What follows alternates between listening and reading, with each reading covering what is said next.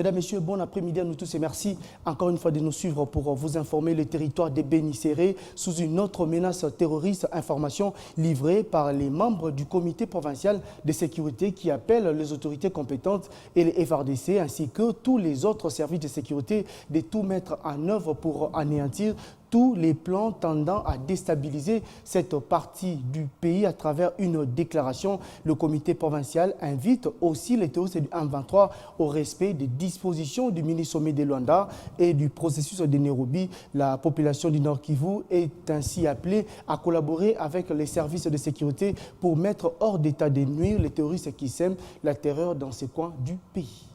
Le comité provincial de sécurité s'est réuni ce mercredi 18 janvier 2023 dans la salle de réunion du gouvernorat de province sous la présidence de son Excellence, Monsieur le gouverneur militaire, le lieutenant-général Ndima Komba Constant.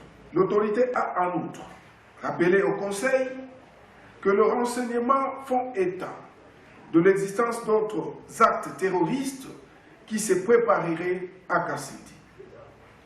Pour ce faire, le comité a levé l'option de renforcer les mesures sécuritaires en interdisant les attroupements de la population et en exigeant aux tenanciers des bars, des restaurants, des églises et des écoles d'avoir des détecteurs de métaux.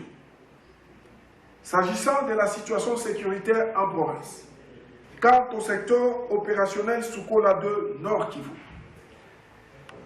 le comité provincial de sécurité a déploré les violations à répétition du cessez-le-feu par les ennemis M23 RDF ainsi que de la feuille de route qui prévoit qu'en date du 15 janvier 2023, les retraits de ces derniers devaient être définitifs. Dans cet état des choses, les comités recommandent à l'armée de tout mettre en œuvre pour bouter dehors les agresseurs qui continuent manifestement à renforcer leur position sur toutes les lignes de front.